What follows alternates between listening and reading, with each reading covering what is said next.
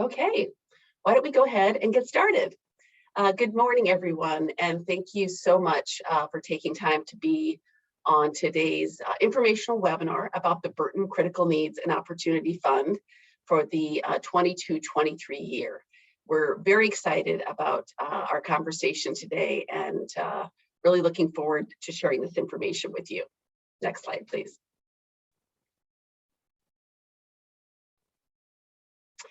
So here is what we're going to talk about today. We have an hour set aside, but Susan and I were just talking and we don't think it's going to take an hour. So we might finish early. If so, everyone gets a little bit of time back to their morning. But we do want to make sure that we answer all your questions. So we're going to just provide an overview of this new program, talk about who's eligible for it. My colleague Susan is going to do a detailed description of the application process and reporting, which I'm happy to report is minimal. The timeline for the process, we're going to talk a little bit about the youth disbursement form that's used, and then have Q&A. So please, that's what we're going to do. And next slide, please. So today's PowerPoint is available, and Susan is going to put in the chat the link if you'd like to download it. Instead of putting it as a resource, we actually created a web page so that you can see all the information that we're sharing today. We do encourage everyone to submit questions as you get them. And we did disable the chat just so people could bring their full attention to the presentation. But any questions you do have, put them in. We'll see them, we'll go over them and make sure that we conclude today's presentation with all of your questions answered. And then after the webinar, Susan will also send out the material. So drum roll, please. Next slide. We are changing the Burton Book Fund. So for many of you, know about the Burton Book Fund. It was established 10 years ago. And over those 10 years, it's actually served more than 9,100 foster youth. We actually have this year's young people to add into that. It's been a very successful program. 10 years ago, it was pretty novel, the idea of a foster youth attending college. Now we have a lot of young people attending college, CSUs, UCs, community colleges. And what we've really seen is that we have more and more academic support for foster youth attending college. So there is money, there's more money through the creation of Next Up and other publicly funded programs for books. While instead, we're seeing an increased need in other areas: housing, transportation, childcare, and healthcare. And Susan regularly gets emails from campuses saying, we really don't need money for books anymore. We're a Next Up campus, or we have this funding source or that funding source. And so we stepped back and reflected on, does the Burton Book Fund need to change? And our answer is yes, it does need to change. 10 years ago, it was a smart, thoughtful way to kind of support young people. Today, the needs are more diverse. There are new public funding sources available, and there are a range of kind of gaps outside of textbook. And so that is why the Burton Book Fund is changing. And it is changing into, next slide, please, the Critical Needs and Opportunity Fund. So this is the new program that John Burton Advocates for Youth is launching this year to replace the Burton Book Fund. So all campuses who formerly participated in the Burton Book Fund are certainly invited to join us in this new endeavor. And we're excited to say that we've also invited 16 additional organizations that are serving young people who aren't necessarily enrolled in college and aren't necessarily current or former foster youth. And I'll tell you more about that in a minute. So next slide, please. So the goal of this program, kind of the name says it all. It's really to help young people who have been in foster care or homeless by providing them with easily accessible financial assistance to address a critical need or facilitate an opportunity. So it's called the Critical Needs and Opportunity Fund, and it really is to help young people address that critical need or to make that opportunity available. So as you can tell, we're going much broader than textbooks to addressing an urgent need for a young person or facilitating that opportunity that so many young people who have been in foster care or experienced homelessness, they often don't have the help of that extended family or that large social network to step in at that moment to give them the support that they need. And that is really what the goal of this program is. Next slide. So there's a variety of differences between these two programs, and we thought we'd just take a minute to step through and explain what they are. So the first one is this program is available to homeless youth as well as foster youth. The Burton Book Fund was specifically for former foster youth enrolled in post-secondary education. A young person does not have to have been in foster care to access this support. Secondly, it's to address urgent needs and opportunities, again, beyond textbooks to urgent needs or opportunities. Previously, it was just whatever was listed on the course syllabus. Third, we have no limit per youth. Previously, it was a $200 limit for textbooks. That's out the window. There is no individual youth limit. And we'll talk about that a little bit more, how you as individuals working closely with young people might want to think about how you allocate these resources. But instead of a arbitrary limit, it's really putting the discretion in your hands as the person who knows the young person the best at what their needs are. The next difference is it does include community-based organizations. So in the past, we worked with anywhere between 70 and 90 campuses. We're adding in community-based organizations that are not college campuses because, again, we're expanding the scope of the program and trying to meet the needs of young people who continue to be enrolled in school. That's great, but we know some young people take a break or maybe take some time before they choose to participate in post-secondary ed. Next slide, please. So another difference is in the past, the Burton Book Fund, there was kind of a mid-year check-in and then a year-end report. A big change and an important change for us is the creation of this youth disbursement form. It's a very simple Google form that we're going to be asking every participating organization and campus to complete each time a disbursement is done. And the main reason for that is we are fundraising for this program. We need to be able to understand how the money is being used so we can make the case to raise more money for the program. And so this gives us a very good statewide picture of how the resources are being used so that we can go to secure funding. It also helps us understand who needs the money and who doesn't.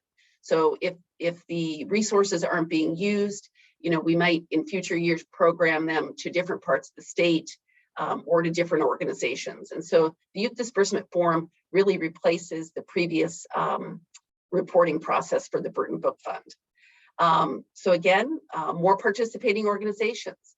We formerly worked with 74 campuses. Now we are up to, actually it's even more than 87. Now we're up to 94 organizations we'll be working with. And we're really excited about the new organizations that we're working with across, as well as those campuses that we've worked with for over 10 years. There's also more funding available. So the Book Fund issued $160,000 annually.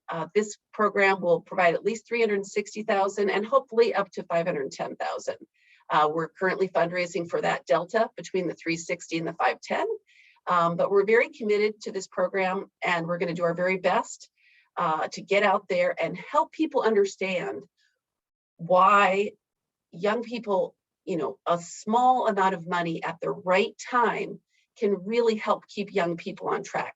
I know I don't have to explain that to those of you on this webinar, but we do need to help people understand, why that extra little resource in the moment can help young people stay on track. We don't want young people to fall and have to pick them up again or have them pick themselves up again. Let's be there for them at the right moment with this critical resource and help all of their hard work keep moving forward. So those are some of the key differences between the two programs. Next slide, please. I'm just going to tell you a little bit more information about participation. So it is by invitation only. So, the organizations that we are working with, we've invited, again, 78 campuses, 16 community-based organizations. Any links you get from us, please don't share them. If organizations elect not to participate, and that's certainly within your right, we would kind of potentially open it up to other organizations, but this is, there's only so much money, and so we are kind of limiting it. And if we can raise more money, we'll expand it or not. So we'll just have, this is really a pilot year, and we're going to be very interested in getting your feedback, how it goes. But this is where we're starting, and we're excited about where we're starting. So again, participation is not guaranteed for future years. We did do the Burton Book Fund for 10 years. We believe this is a valuable program, and it's really going to be very helpful for young people. But that being said, if people, aren't responding to emails, if they're not completing the youth disbursement form, we need to work with organizations that are collaborating with us. This is definitely a collaborative process. And so, that's just, part of what we're asking in terms of your engagement. And then we may extend to participating organizations. Really, it's all about how successful we are fundraising, how much kind of work it is to administer the program. We've tried to make it as lean and mean as humanly possible so that, we're not getting in the way, and we give you the funds to make them available to young people. But we're just going to have to learn together and decide what we want to do for next year. Next slide, please. So now let's get into the basics. So the eligibility, who is eligible? Very simple. Young people need to be between the ages of 16 and 26. So that means age 16 up through age 26, not to age 26. So that's a common question. I know that gets asked a lot. They must have been in foster care or experienced homelessness at some time. So they don't have to have been in care at this time or that time. They don't have to experience homelessness at this time or that time, at any time. And for homelessness, either accompanied with their family or unaccompanied. They don't have to have been unaccompanied homeless. So the idea here is expansive. If they've brushed up against foster care or homelessness, then they are eligible. They need to live in California. And then we're saying that, this is really just to clarify for those of you who are campuses, they are not required to be enrolled. They are not required to be students. So for example, let's say you're working with a young person, you're trying to help them matriculate. Maybe they've left school and you're trying to bring them back in. Some of the young people, maybe due to the pandemic, who have disenrolled. This is certainly a resource for them too. They do not need to be enrolled. There's no minimum course requirements. They don't need to be students. So again, very expansive. Next slide, please. So what can it be used for? A lot. So here are some examples. Textbooks, school supplies, school fees, transportation expenses. We all know the price of gas is crazy high. So even something like that, auto repairs. We know that young people face those. We know cars are mission critical, particularly in some parts of the state. So it can go to that. It could go to catch them up on housing. It could go for a first month's rent security deposit. It could be, to supplement any medical or dental expenses. Maybe if they can't find a Medi-Cal provider or just whatever the case. Let's say you've got a young person who is interested in enrichment activity. That could be music or art. Or if they want to, they need supplies for some kind of athletic program. Maybe they're a computer science student and they need an upgrade to their RAM, for a class. It can go for that. So it's a broad range of uses. So next slide, please. So are there any per youth spending limits or other limitations? And the answer to that is no. So here's where the important part comes in. So it's like, so you're telling me I can serve a lot of young people and I can use it for a lot of things.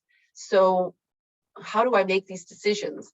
And really, we are using you as the professionals who have the closest and best relationship with the young person to use your professional judgment. We were thinking, you can use a combination of your specific knowledge of the youth circumstances and your professional judgment. We really considered, administering this directly where the young people would apply to us. But frankly, we don't know the young people. We also don't know what resources you have available in your community to serve young people. And so, those of you who are going to be the point people for the program, it's your professional judgment how you use this funding. So you know what you have, you know what resources you have, you know what the needs of young people are, you know how many young people you're trying to help. And so those are considerations that we would ask you to make when you're thinking about these resources. But we also know that sometimes the need is very deep and it's far beyond 200 or 400, particularly when it's housing related. You may have a young parent who has back rent, who really needs a deeper investment. And so again, this is not something that we are going to second guess. We're going to learn about it together. We're going to report on what the average kind of support was per young person. We're probably going to get your feedback to say, how did that feel? But we know that it's not a one-size-fits-all world, and this is definitely not a one-size-fits-all program.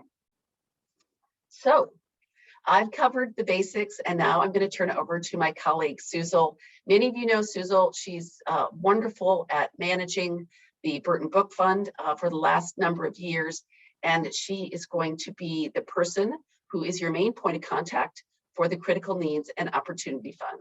So thank you so much, Suzal, for being here today to walk us through the process to get everyone up and running on the Critical Needs Fund. Thank you. All right, so I will be going over the process for this year, kind of what you all will need to do as participating organizations. So here you're going to see a very broad program overview. These are important dates. Don't worry about memorizing all of these right now. I will be sending you all of this information in an email. It's also on the link that I've included in the chat. But this is a very broad overview, and I'll be going into more detail in the next slides. So step one is to complete and submit the application by May 18th. Every organization that is interested in participating in the program must submit a completed application no later than 5 p.m. on this date. We will be using the information from these applications to determine how we will be allocating our funding. So it's really important that you submit on time. If for any reason you think you need a little bit extra time, reach out to me sooner rather than later, just so I can account for your organization's participation. So the information that you will need to successfully complete the application, first off, will be to determine who will physically be accepting the grant money on your behalf if it's not your organization directly. So we will be referring to this as the applicant organization, and this mainly applies to the college campuses that will be participating. For the Burton Book Fund, I know that some schools chose their financial aid office, the bookstore, or a college foundation to receive the funds. So you'll likely be choosing that same entity for this new program, but you'll just want to ensure that they'll be able to work with you to disperse the funds according to this new program. For all organizations, the applicant organization must be a nonprofit, 501c3 with a valid tax identification number and the ability to submit a W-9 to JBay. An important thing to know is that no individuals will be allowed to act as the applicant organization. So you, as the program facilitator, can't accept the funds directly to you. For the application itself, all applicants must agree that they will disperse funds using their knowledge of the youth specific circumstances and their professional judgment on how much to disperse. And you must also agree to submit the youth disbursement form electronically every time a student is awarded funds within 48 hours. And we also ask that you retain a record of expenditures for at least 1 year once the program ends, just in case. So that would be around May of 2024. These can be kept electronically. You don't need to keep the paper copies if you don't want to. All right, so once we've received all of the applications, we will be sending out the official program contracts with your specific funding allocation the week of May 27th. And we're going to be allocating funds based on the number of organizations that end up applying, and then the number of youth that each organization predicts they will serve. It's hard for me to tell you right now what your allocation would be, but most programs can expect to receive between $2,000 and $10,000. So on June 15th, the signed program contracts along with the W-9 will be due back to us at JBay. If you need extra time gathering any of the required information to complete the contract, just let me know and I can work with you. But as close to that date as possible, you can get it in would be great.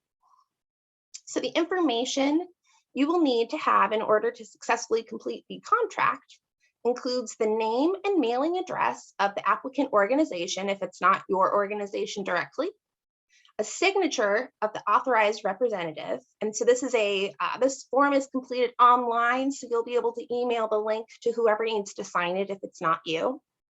We'll also need the signed and dated W-9 for the applicant organization, and then the name and contact information of one authorized representative, which might be you, and then a second person just in case for some reason you're on vacation or something takes you out of the office. We just want to have 2 contacts on file this year. So please remember that by signing the program contract, you are agreeing that you've reviewed all the program requirements and that you understand and agree to follow them. So I'll begin processing the first round of grant checks beginning the week of July 25th. If you're interested in receiving the funding via direct deposit, I will be sending everyone an invitation through bill.com, and you can sign up for direct deposit this way. It's not mandatory. If you would prefer a paper check, we can totally do that, but the direct deposit will ensure that it makes it to you a little bit faster, and it'll ensure it doesn't get lost in the mail or goes to the wrong mailroom at your organization. So once you receive the first round of funding, you're ready to begin dispersing to youth. So we just ask that you conduct outreach to identify participants who could benefit from the funding. And then you just, as Amy said, just use your best judgment in dispersing the funds to them. As we already said, there's no minimum or maximum spending amount. It's up to you. We just ask that each time the funds are given to a youth, you complete that youth disbursement form within 48 hours and then just maintain the record of expenditures. So that form is mandatory. We just ask that you complete it. If you ever run into any problems, if it's glitching, just send me an email and I can look into it for you. So the deadline for spending this first round of funding that we'll be sending out in July is December 10th. If you do not disperse your full amount, or if you fail to complete the youth disbursement forms, then you will not receive the second round of funding. We really want everyone to receive both rounds of funding. So if you just reach out to me if you're experiencing any difficulties with the youth disbursement form, or if you need more ideas of how to do outreach to reach more youth, just let me know. So every organization that spends the first round of funding in its entirety and completes all of the youth disbursement forms will receive that second round of funding that will be sent out the week of January 16th of 2023. So the process on your end should look the exact same for the second round of funding. You would identify and meet with the eligible youth, you would disperse the funds, and then complete the youth disbursement forms each time. And the deadline for spending the second round of funding is May 15th of next year. To successfully be able to complete the application, you will need to gather a few pieces of information. So first, you'll need the names, emails, and phone numbers for 2 staff contacts for the program. If you want to provide more than 2, you can send those to me via email, but the application itself will only have space for 2. Next, you will need to determine if your organization will directly be receiving the funds and signing the agreement, or if you will need to find an alternative organization to act as the applicant organization. And this will likely only apply for the post-secondary institutions that in the past may have utilized a different organization connected to your campus. You'll need to, the last piece of the puzzle is to provide an estimate of the number of youth your organization expects to serve between July of this year and May of next year. And I know this might be a little difficult to do considering this is kind of an emergency fund for critical needs. It's hard to know. We just have to kind of look at the amount of youth you serve, and it can just be a ballpark figure is fine. So the youth disbursement form, we've mentioned it several times. So it's just really, really important to the success of this program and for our own fundraising efforts. So if you're unable to complete the forms, then you will not receive the second round of funding. So it's just very, very important that you get these filled out. They're really quick. We've tried to make it as simple as possible. So once again, if you find yourself running into any roadblocks or glitches with the form, just let me know. All right, so we're really interested in learning about how these funds impact youth's lives. So each time you complete the youth disbursement form, there is an opportunity for that youth to receive a $25 gift card from J-Bay by participating in a 15-minute virtual interview with one of our staff. Our hope is to complete about 30 interviews with youth by the end of the program. So, but it's not mandatory for the youth. So if they do not want to participate in that, that is completely fine. But if they are interested, there is a space in the youth disbursement form where you can include their contact information, and then we'll reach out to them directly to set up that interview. All right, I'm sure there might be a question too out there, and we'd love to take a few minutes to answer as many as we can. And if you're anything like me, you will likely have a million questions as soon as this ends. So feel free to email me and I'll get back to you as soon as possible. But yeah, let's do some questions. Thanks, Suzel. Appreciate it. A lot of good questions. You know, these can tell people operate programs. The devil is in the details. First one, is this funding available for undocumented folks? Yes. There is certainly no requirement around that. Simply, have they been homeless? Have they been in foster care? So they're just certainly included. So one thing, Suzel, and I don't know if you could pull it up, but maybe you could step through it, is what information is requested on the youth disbursement form? Just if you could step through it really quickly so people get a sense of it. Yes, so for the youth disbursement form, we ask how much is dispersed, and then we just ask for you to include a little snippet of exactly what it was used for. So it just can be just a couple sentences. This was used for first month's deposit for this youth and groceries. There's also a checklist where you can select one item. So there's different categories. So it could be housing, school related, medical related. So there's the categories, and then there's an opportunity to give a couple sentences about what the funds were used for. Mm-hmm. And then at the very ending, there is that opportunity to include the youth's name and phone number if they're interested in the interview with us. Great, thank you. Is the youth disbursement form completed by the student or the counselor school rep? And that is the counselor or school rep, the person administering the program, not the individual young person. Here's another comment question. For housing, would landlord incentives be an allowable expense? We're seeing a rise in the need to offer those for young people to secure housing. Most housing funds will only cover first and last, so being able to use funds to provide a larger security deposit can dramatically increase youth being accepted into housing. Short answer, yes. But it would need to be for a specific young person. So it couldn't be like for your housing program generally, but if you're trying to secure housing for a young person, an individual young person, and this kind of incentive makes that possible, then certainly yes. And then you just complete the youth disbursement form and answer the questions on behalf of the young person who is who's getting the housing.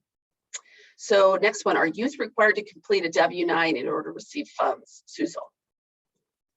No, the youth are not required to complete a W-9. The only W-9 we need is from the applicant organization that physically accepts the check or direct deposit from JBay.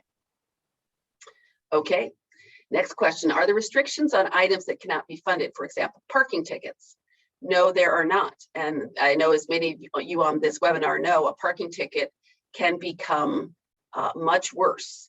And so if you're in your professional judgment, that is what the young person needs, then please use it for a parking ticket. So yes, I think the one restriction I was going to put on is, anything illegal and guns and drugs. But we know you have common sense, and I don't think anyone, so I guess I'll say that out loud, but I didn't even put it on the slide because I think it kind of goes without saying. Please don't use it for anything illegal. But parking tickets certainly aren't.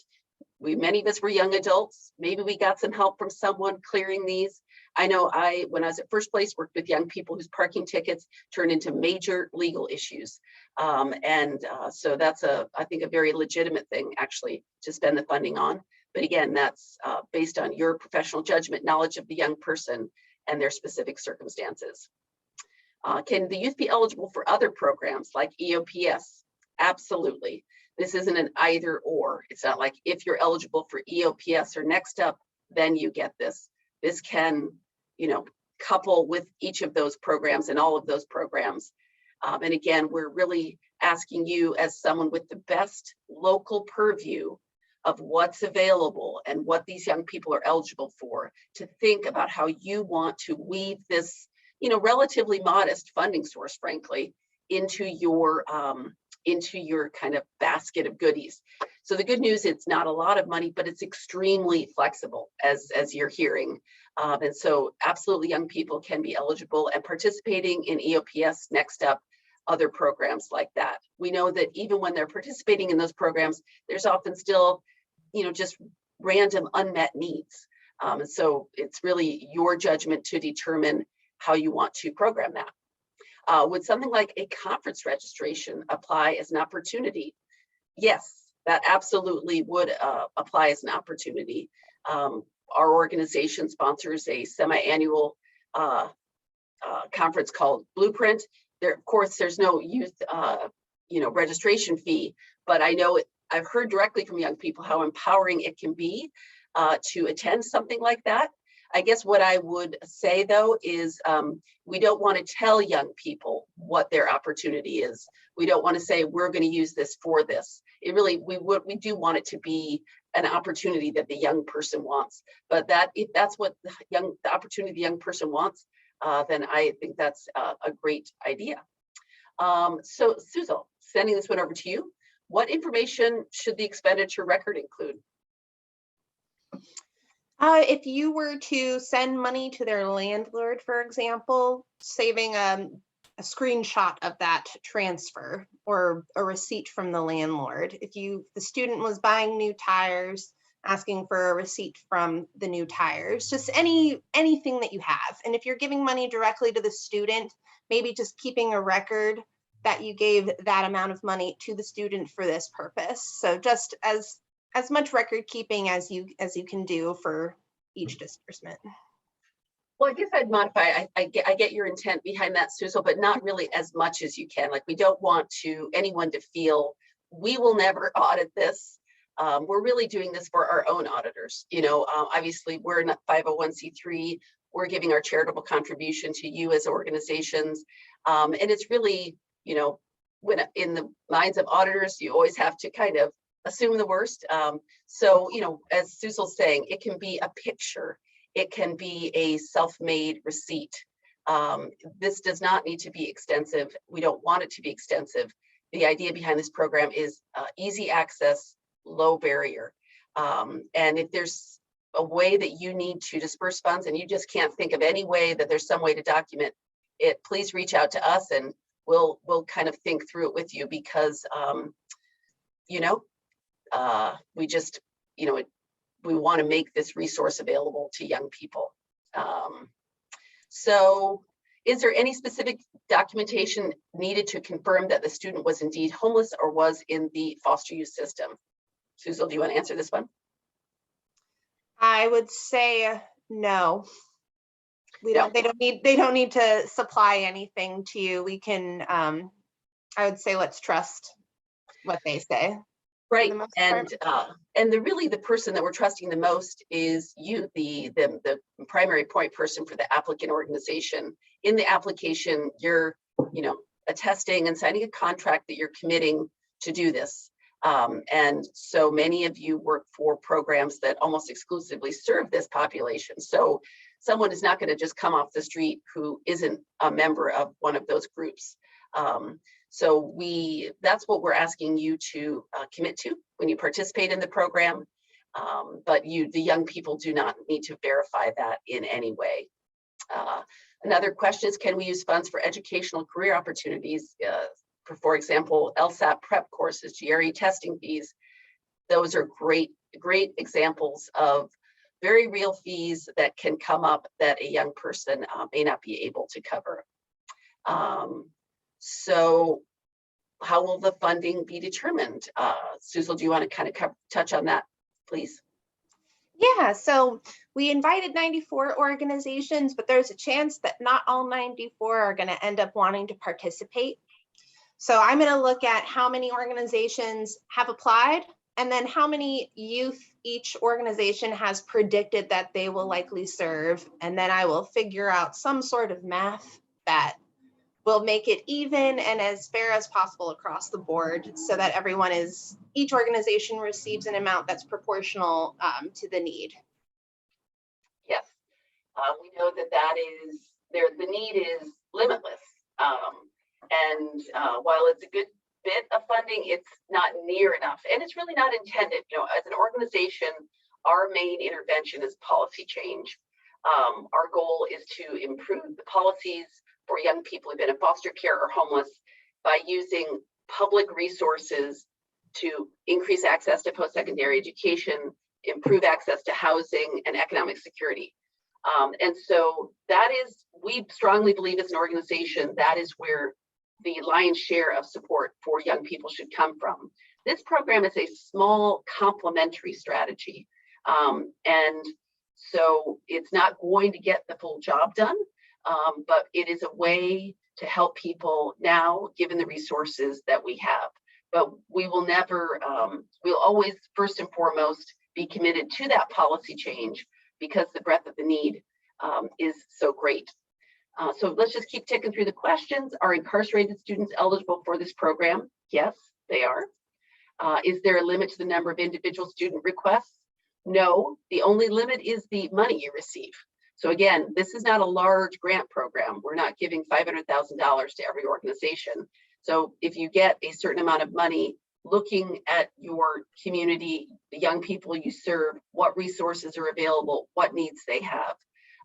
You may choose to focus it very narrowly, or you may choose to focus it more broadly. But there is no limit set by our organization on the number of student requests. Is there a limit to the number of disbursements a youth may get? The answer to that also is no. I think that this is going to be something that we kind of are curious about, and we look at in all the data when it comes in. But again, there are those young people who at that moment need that support.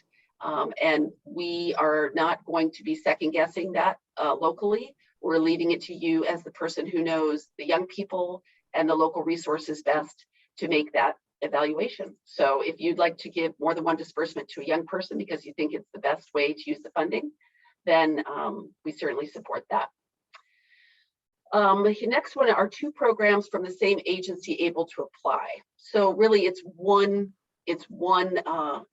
we have one relationship with one organization. So the answer to that is no. So next one, Suzel, I'll send it over to you. Can we use funds for outstanding college fees? For example, financial aid overpayment if they drop under full-time status? Yes. I'm in school right now as well. And so I know that, you drop units, I hear from my classmates. So our goal is, if they are attending college right now, let's keep them in college. So if paying those fees is going to help them, then by all means, yes. Next, great question. Can we use it for textbooks? Absolutely. We remain committed, and we know textbooks are very expensive. So if you do want to use it for the traditional purpose, then please do that. So Suzel, next question is, can you put the chat was previously disabled. Can you put that link in the chat again? Yes. So that we can, everyone can have, and that's really the presentation and the timeline on our website. So Suzel, can you also share with us the next steps to apply? Okay. I just sent the link to our website, so hopefully everyone received that. So the next steps to apply, as soon as this webinar is done, I'm going to download the registration list, and I'm going to be sending everyone a link to the application. The link I just put in the chat, and you'll be ready to go. So expect that before the end of business today. That email should be there in your inbox. Here's a really good question. Is this a competitive application? No, it is not. If you're on this webinar, you will be awarded funding. This, it is not competitive. So that is a really good question. And we will be essentially allocating the available funding based on how many young people organizations are expecting to serve and need. And this is going to be more art than science. Our goal is we have organizations from the Central Valley, the Inland Empire, San Diego, the far north. It's to take a relatively modest amount of money and to fairly send it across the state based on where population centers are and based on your need. This is, again, more art than science, but we'll do our very best. Our whole goal is to make this resource available as broadly as possible. So if there are any organizations, there was a little bit of sending this, a few organizations somehow found out about this and I think maybe registered. So Suzel has the list of campuses and nonprofits that we reached out to. There could be a possibility that someone's on here that isn't supposed to be. If you are, we'll figure it out. But it is that group of organizations that we're working with. And again, if all the organizations, you might say, this is nice, Amy, but we have a lot of bigger fish to fry. We can't administer this very, tiny program in these tiny increments. You will get no judgment from us. We know that you have a lot of competing priorities. You're serving young people. You just may not need this. And if you don't worry about it. So we want to make this available, but we'll certainly always be friends if you choose that this isn't the right opportunity at this time, because we know it is a fair amount of work to, decide how to use it and then have young people ask for it and then need to disperse it. So I'm just kind of putting that out there too. No pressure if this isn't the right program for you right now. So let's see, we'll do a few more questions and I think we'll wrap up. I think a few questions about the age limitation. I think they're fair questions in terms of upper age of 26. It is hard because a lot of other things do end at 26. I guess what I'll say is this is what we're going to try this year. We're going to get feedback from you. And then we will keep our minds open to potentially adjusting it for next year. But we do know that nothing magical happens at 18, 21, or 26. We are trying to, think through how to meet the need, and this is the approach we've taken this year. But we do commit to kind of thinking hard about it and keeping our minds open if a different approach is better next year. So it says, here's a question. Often as students graduate, they need support in their transition. Would this gap area be included in their eligibility since they're technically no longer students? Suzel, do you want to just revisit that again? Yeah, so they don't have to be students. So as long as they're between 16 and 26, and they've experienced foster care or homelessness at some point in their lives, they are eligible for the funding. Okay. Oh, another question, does it matter what age the student was a foster youth? So no. So they don't have to have been in care at 16, which was previously the next step, or in care at 14. So in care at any time, they could have been in. That being said, I'm going to, do my little pitch here. If a young person, we know young people, achieve legal permanence and nonetheless have very real needs after that, so that they are eligible for it. And yet we know young people who are adolescents who are still in the system also have needs. And so they do not need to have been in foster care at any specific age. So how do we access the grant application, Susan? I'll be sending everyone an email. It's filled out through Jotform, which is the same that all the Burton Book Fund schools used last year. So you'll be receiving that via email. Great. Today. So question, can more than one person be approved to submit the form? Absolutely. What we're really saying is not the youth. Like we do not want this, and it's not that young people aren't perfectly capable. I mean, they're more capable, frankly, than probably most of us in technology. It's just trying to create, some kind of consistency. When your organization's completing it, you're understanding the definitions the same way. And so if you're the main primary contact, you complete it. A secondary contact, we would kind of ask, it's a couple people, not like 15 people. But really is to not have the young people completed, because also we want it to be done in a timely manner. Obviously, if a young person has a critical need, they're kind of in a little bit of crisis. So we're kind of trying to take that admin off their shoulders, so they can just get the money and get going with what they're doing. Let's see. Do we need to collect any sort of documentation from the student for JBA regarding the specific need, or is the form sufficient? Susan, would you answer that? The youth don't need to supply anything to you on our account. If you want to have them, supply you anything, that's up to your discretion, but we don't need anything from the youth. And that youth disbursement form is really all we need from you. Well, I think that the records of the expense, I think, is what she's speaking to. Oh, yeah. So we do need you to keep the record of the expenditure, and that is for you to keep. To Susan's point, we don't need that.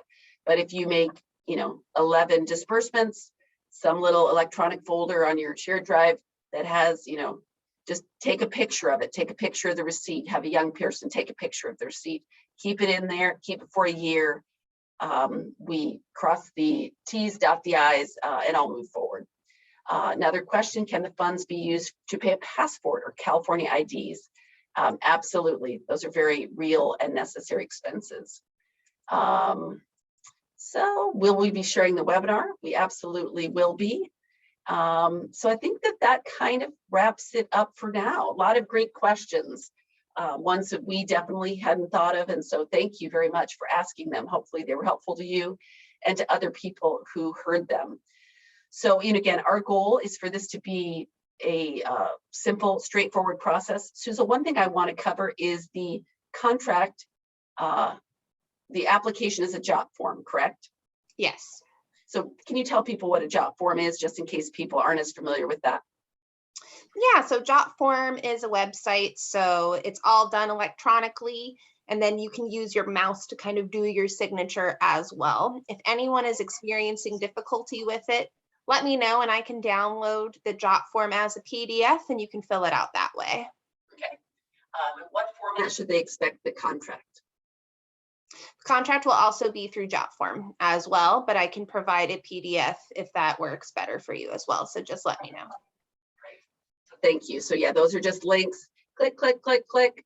And we're done. So I would encourage, if you would, for us to pay you electronically. It's almost 100 checks, which isn't that big of a deal, but they can get lost, they can get not deposited. Where the kind of rub is in the Burton Book Fund is making sure those checks land where they're supposed to land, and then getting them deposited. And so we'd really appreciate if you would respond to the bill.com request that Susan sends out, so we can just pay you electronically. It'll get to you faster, and it really reduces a step. And then you'll also be in our system, and then we'll be able to kind of pump out that next payment very easily. So that's my little plug to please sign up for bill.com when you get that request from Susan. So that's all we got for you. We want to thank everyone very much for partnering with us on this. Those of you who are going to elect to do that, we know we couldn't do this without you. This isn't what we do. We don't do direct services, but thanks to this partnership, we're going to be able to play a small role in the life of a young person to help them during a time when they really need it. And so that means a lot to us, and it means a lot to our board of directors.